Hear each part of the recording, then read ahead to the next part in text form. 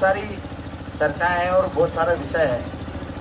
जो भी भाई है मोबाइल अपना चालू रखे, क्योंकि ये संदेश हर व्यक्ति तक जाना है। जिस प्रकार से मेरे एक साथी भाई मयंक भाई ने, हम बैठे थे नीचे, उन्होंने एक बात कही कि हमारी इज्जत खराब हो गई है, हमारा मान सम्मान कम हो गया है, हमें अंदर नहीं घुसने।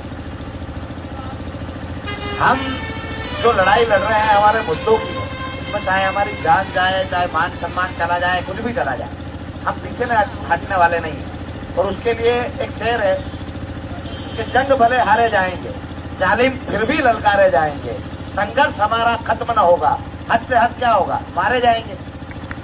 क्योंकि जब हम भगत सिंह को पढ़ते हैं, उनकी किताबों को पढ़ते हैं, उनको समझते हैं, तो हमें इस चीज का एहसास होना चाहिए कि वो चाहते हैं तो बम असेंबली में ओरिजिनल फेंक सकते थे, खाली उन्हें आवाज वाला फेंक।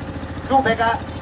क्योंकि वो अपनी बात रखना चाहते थे। बहरों को सुनाने के लिए धमाके की जरूरत होती है, पर उन्होंने धमाका भी जो करा वो कौन सा करा, जिससे किसी की जान माल की हानि न हो, खाली उसकी आवाज जाए।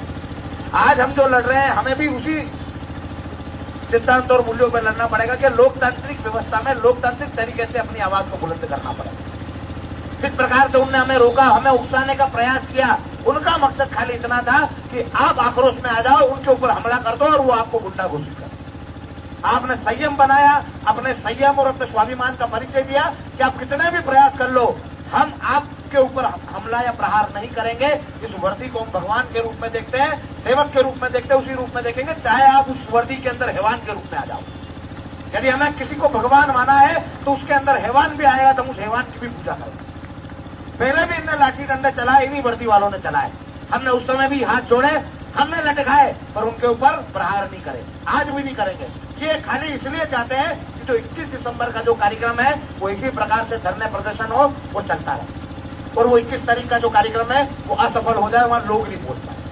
हम चाहे आज 4 महीने से उपवास पे था, 3 महीने से हुआ, मैंने दिन नहीं गिने। क्यों नहीं गिने? क्योंकि मां से प्रार्थना करके आया था कि जब न्याय मिलेगा तब अन्न ग्रहण करूंगा। आज मैंने फिर ये निर्णय लिया कि आज के बाद जो उपवास कर रहा था उपवास भी तोड़ रहा हूं, आज के बाद खाली पानी पे रहूं। क्योंकि जो हमारी लड़ाई है ना, वो इतनी छोटी नहीं है कि रोकने से रुक जाएगी, दबाने से दब जाएगी। ये क्रांति की चिंगारी है, ये बढ़ती ही जाएगी, कम नहीं बढ़ेगी। आपको इस बात को समझना पड़ेगा कि एक मरे तो पीछे नहीं हटे हमारे पूर्वज, एक मरे ना तो 10 आए सिर कटाने, आगे भी आना पड़ेगा सबको।